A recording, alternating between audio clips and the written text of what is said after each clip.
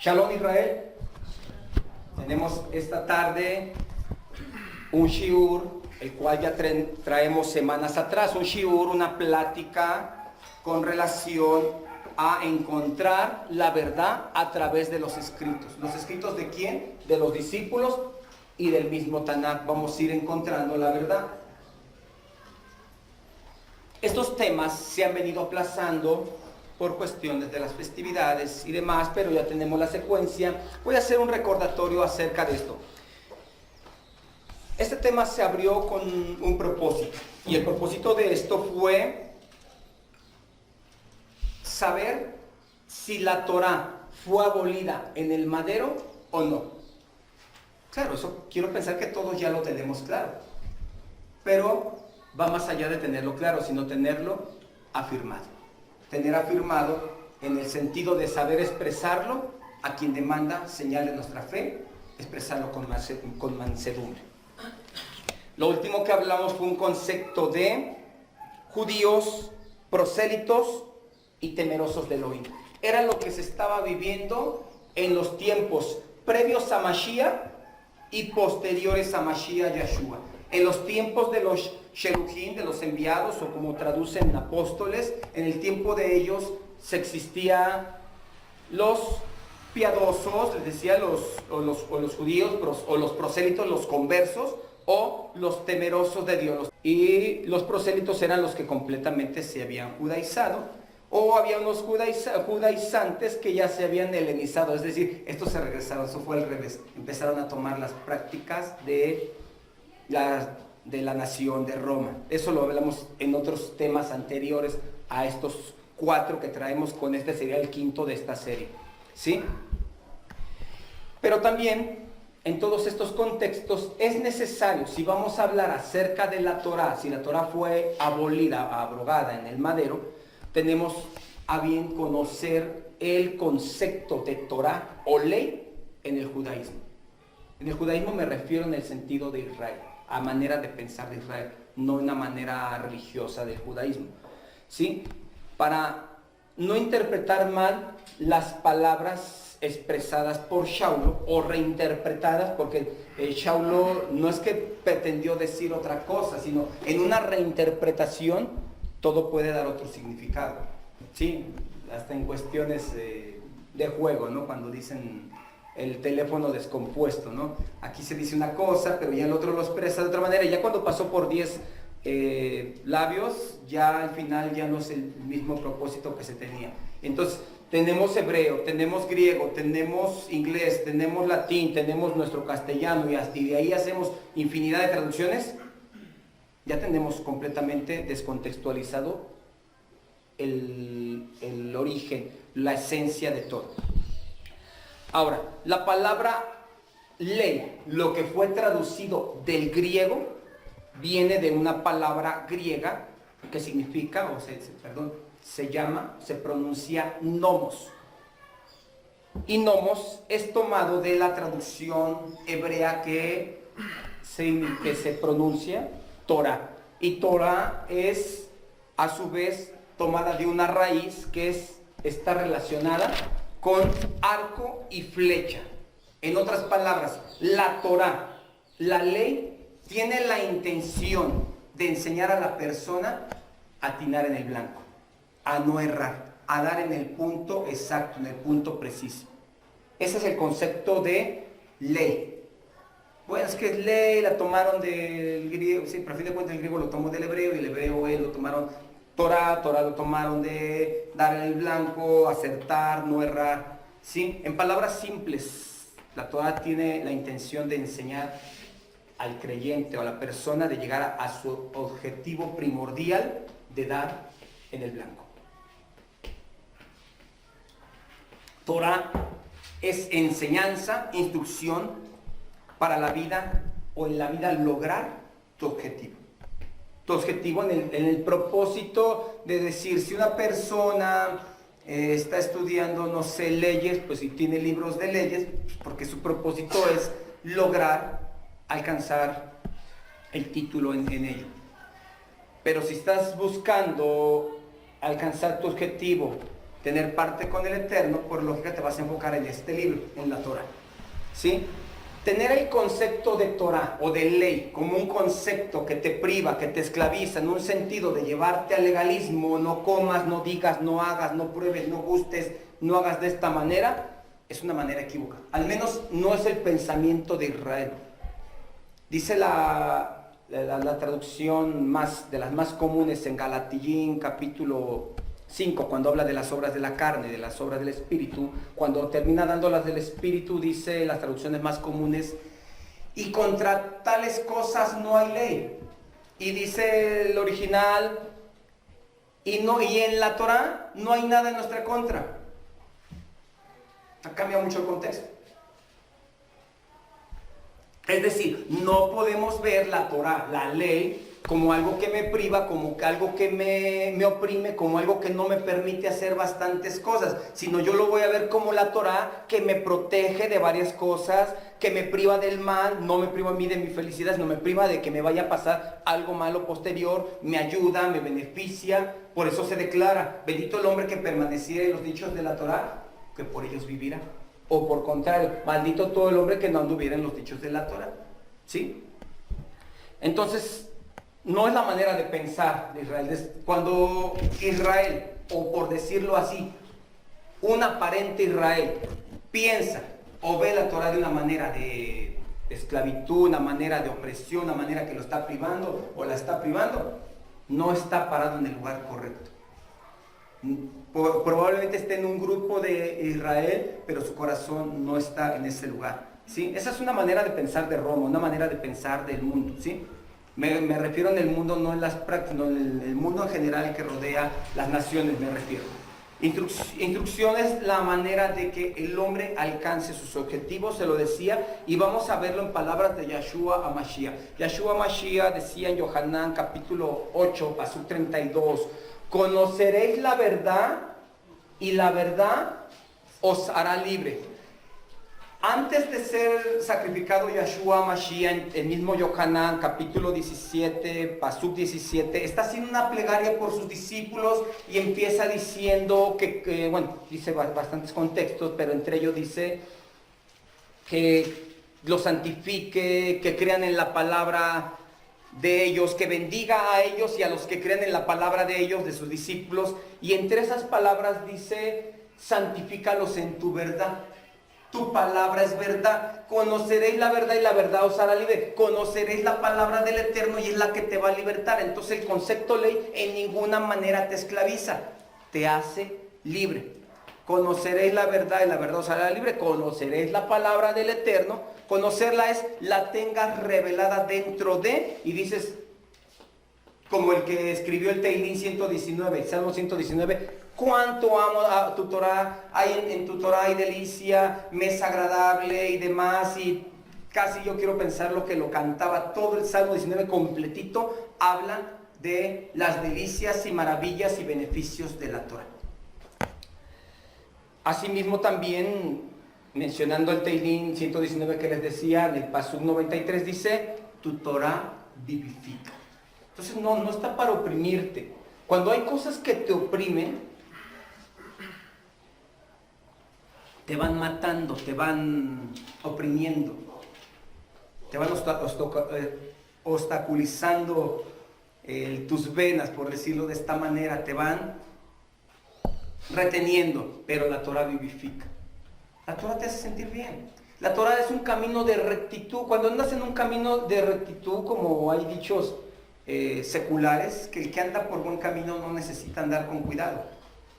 Entonces, si tú andas en la Torah, no andas oprimido. Es como el que sale a un lugar a conducir sin licencia. Va oprimido. Y más si se va a un lugar donde hay bastantes agentes de tránsito, me va a parar y cuando se le acerca a lo mejor solamente le sonrió el de tránsito, pero él va oprimido. Se me va a acercar. Ya se dio cuenta que no traigo licencia. No es así, pero estás oprimido por dentro. El que anda lejos de la Torah, esta semana en Perashá, Kedoshim, no te llegarás a esto, al prójimo no te llegarás a esto, no harás esto, no harás aquello. Pero si tú tienes la instrucción y no haces eso, no te preocupa nada, andas muy tranquilo. La Torah te vivifica. Teilín 19:7 dice, la Torá del Eterno hace sabio al sencillo, le da inteligencia. Entonces la Torá, en exclusivo, el Humash, o lo que se conoce como Pentateuco, o como los 5 Sefirot, los 5 Sefer, los 5 Sefirot, los 5 primeros libros de la Biblia, como conocen Génesis, Éxodo, Levítico, Números, Deuteronomio. Esos 5 libros forman el Humash, forman la Torá, pero no es en exclusivo solamente ellos, sino que es un conjunto de libros. Sí lo tenemos, no trato de confundirlo, sí lo tenemos como Torá, esos 5 libros, pero hay un modismo en Israel que todo el Tanaj por completo también se considera como instrucción, como algo que te sirve para dar en el blanco, para dar en el objetivo, ¿sí? Los profetas dan inicio con Yeshayahu, y por eso existe un modismo que a veces hablaba X profeta y decían Yeshayahu dijo de esta manera. Y ese modismo lo encontramos en Meir, en Marcos capítulo 1, versículo 1. Principio de las buenas nuevas de Yeshua HaMashiach, hijo de Elohim. Como está escrito en Isaías el profeta, he aquí yo envío mi mensajero delante de tu faz, el cual preparará tu camino delante de ti. Como está escrito en el profeta Isaías. Vamos a abrir Malaquí o Malaquías 3:1. He aquí yo envío mi mensajero, el cual preparará el camino delante de mí. Y vendrá súbitamente a su templo el Señor a quien vosotros buscáis, y el ángel del pacto a quien deseáis vosotros. He aquí viene, ha dicho el Eterno de los ejércitos. Pero aquí dice que lo dijo Isaías, pero no lo dijo Isaías, lo dijo Malaquías, o Malaquí lo dijo. ¿Por qué dice que lo dijo Isaías? ¿Que acaso el que es? Lo que pasa que como el que parte con los profetas o el que da inicio, se le atribuye a Isaías, aún no lo hubiese hablado él, pero se sabía que estaba hablando de lo mismo. O sea, el que ya conoce, el que está dentro de las fronteras de Israel, sabe a qué se está refiriendo. Es que creo que no sabe la Torá, no, sabe que ese modismo es normal. El ejemplo también lo tenemos en Teilín. Teilín es el que da inicio a los ketubín, a los escritos. Ketubín viene de por eso es que es la ketubá, cuando se casan, hacen una ketubá, hacen un escrito. Los ketubín son escritos que podía ser Ru, podía ser Esther, podría ser Coeleb, todos estos libros son los ketubín. Pero el que da inicio es Teilín a todos ellos, Shir HaShirim, Cantar de los Cantares. Y vemos que esto se expresa, Gilel 24:44, y luego adelante del 45 al 48. Gilel, Lucas 24. Y les dijo, estas son las palabras que os hablé, estando aún con vosotros, que era necesario que se cumpliese todo lo que está escrito de mí en la Torá de Moshe, en los profetas y en los Teilín. Es lo mismo, o sea, todo lo que habla de mí, es lo mismo. La Torá de Moshe, los profetas, los Teilín que se tienen como cánticos hasta cierto punto, lo que es un mismor, son como cánticos, pero aún así son parte dentro de una instrucción. Entonces, dentro de las fronteras de Israel, y no me refiero exclusivamente allá en el Medio Oriente, me refiero a si aquí hay Israel, hay unas fronteras, hay un pensamiento que piensa de esta manera. Cuando un maestro de Torah está hablando de Torah, está diciendo, o dice, voy a hablarles un poco de instrucción, bien puede estar hablando del Humash, bien puede estar hablando de los Ketubín, bien puede estar hablando de los Nabín, de los profetas, Nebín, perdón, puede estar hablando de los Nebín, ¿sí? Pero en fin de cuentas, todo en concreto es Torah, es instrucción, es dar en el blanco, es llegar al objetivo. Todo ese es el concepto de Torah. Entonces, con esto creo que ya vamos avanzando a comprender si la Torah fue abolida en el madero. Como para qué voy a quitar Ketubim, voy a quitar Nebim, voy a quitar Humash o Torah, si es algo que le permite a Israel dar en el objetivo. No es algo cuerdo. Hace un momento les recitaba Teilín 19:7. La Torah del Eterno es perfecta. que hace sabio al sencillo, que convierte el alma. O sea, tiene bastantes funciones la Torah. ¿Por qué se había de abrogar algo bueno? ¿Por qué se había de quitar algo bueno? De algo que sí nos da capítulo 7, capítulo 8, capítulo 9 del libro de los Hebreos, nos habla de un cambio de keuná, de sacerdocio. Esto sí, ¿por qué? Porque tales sacerdotes, Kohanim, tenían que ofrecer sacrificio por sí y luego por el pueblo. Pero tal Cohen Gadol nos convenía, Yahshua Mashiach, perfecto sin mancha, que no tiene que ofrecer sacrificios por sí mismo. Lo que no convenía sí lo vamos a quitar y vamos a poner una perfecta. Pero si esto conviene, ¿por qué habremos de quitar? Con esto podemos reafirmar más esto. Ahora les voy a expresar algo más. Más sin embargo, también el modismo de aprendizaje de Dibre Torah, de palabras de Torah y de Dibre Soferín. Soferín es, o Sofer, es un escriba. Entonces, se aprendía a manera de abrir la Torah y estudiarla de una manera en parvets, que es lo literal. Pesha, que es lo literal. Entonces voy a abrir la Torah y la voy a leer de una manera literal, pero Dibre Shoferim es de una manera drash, interpretativa. Entonces, incluso esto que tenemos, digamos un ejemplo como esto que tengo, que de una parte tengo Torah y de otra parte tengo Dibre Shoferim, interpretación. Tengo interpretación del esto. Y esto lo vamos a encontrar también dentro de...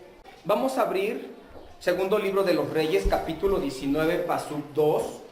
Y envió a Eliakim, mayordomo de Sebna, escriba, y a los ancianos de los sacerdotes, cubiertos de cilicio, al profeta Isaías, hijo de Amós. Aquí tenemos, después ahorita vamos a ir viendo las funciones de los escribas. Ya aquí los encontramos a los shoferín, a los escribas. Vamos al segundo libro de Crónicas 34:15. Y dando cuentas, Hilcías dijo al escriba Safán: yo he hallado el libro de la Torá en la casa del Eterno. Y dio Hilcías el libro a Safán. Ya encontramos nuevamente escribas, ya vemos que estaban relacionados con la Torá. Vamos a abrir Mateo 13:52. Por eso todo escriba docto en el reino de los Shammai es semejante a un padre de familia que saca de su tesoro cosas nuevas y cosas viejas. Por eso, todo escriba docto en el reino de los cielos es semejante a un padre de familia que saca de su buen tesoro cosas buenas, cosas nuevas y cosas viejas. Es semejante porque ¿a qué se dedicaban los escribas? No solamente a escribir, sino a interpretar. Es decir, dicho profeta dijo esto, o en la Torah dice esto, o en los Teilín o en los Ketubín dice esto, y el escriba interpretaba. Entonces, y les dijo, por eso todo escriba docto, es decir, preparado en el reino de los cielos, es semejante a un padre de familia. Es decir, un buen escriba que está preparado, docto en el reino de los cielos, es dirigido del reino de los cielos, te va a sacar buenas cosas, te va a sacar no solamente lo de siempre, sino te va a sacar nuevas cosas. Lo puso como ejemplo porque eso hacían los escribas, no solamente escribían, sino interpretaban. Por eso lo pone como ejemplo. 12:28 al 34, igual de Meir. Acercándose uno de los escribas, que los había oído disputar y sabía que les había respondido bien, le preguntó: ¿cuál es el primer mandamiento de todos? Yahshua le respondió: el primer mandamiento de todos es: oye Israel, el Señor nuestro Elohim, el Señor uno es. Amarás al Señor tu Elohim con todo tu corazón y con toda tu alma y con toda tu mente y con todas tus fuerzas. Este es el principal mandamiento. Y el segundo es semejante: amarás a tu prójimo como a ti mismo. No hay otro mandamiento mayor que estos. Entonces el escriba le dijo: bien, maestro, Verdad has dicho, que uno es Elohim y no hay otro fuera de él. Y el amarle con todo el corazón, con todo el entendimiento, con toda el alma y con todas las fuerzas, y amar al prójimo como a uno mismo, es más que todos los holocaustos y sacrificios. Yahshua, entonces, viendo que había respondido sabiamente, le dijo: no estás lejos del reino de Elohim. Y ya ninguno osaba preguntarle. ¿Sí? Si notan, el escriba no le preguntó porque no supiera. ¿Qué hacían los escribas y los fariseos? Para tentarle. Pero ellos sabían la respuesta. Aquí no. A ver, dime esto. Viendo el escriba que había respondido bien, es decir, y Yahshua se lo confirma. No estás lejos del reino. O sea, tú interpretas bien, eres un buen escriba. Sí sabes interpretar bien. Esto es más que todos los sacrificios. Esto es más que... Eso es una interpretación. Interpretación divrei shoferim. Es decir, pero hubo un tiempo que los soferim, los escribas, se empezaron a desviar y empezaban a hablar de su propio corazón y empezaron a dar una mala interpretación a la Torah. Es decir, que Torah, lo que veníamos hablando desde el inicio del Shiur, es todo el Tanakh y en el tiempo previo a Yahshua Mashiach y posterior se manejaba de esta manera. Adibrei Torah, Adibrei Shoferim. De esta manera se lleva a cabo. Para concluir esto, cerrar esto, vamos a abrir, ese lo voy a abrir yo aquí, lo tengo aquí a la mano. El libro de Eclesiástico, para darles un poquito más de referencia. Recordemos que estos libros son históricos, no estamos hablando que sean del canon, pero son históricos y nos dan referencia y va a empatar un poco con lo que estamos hablando.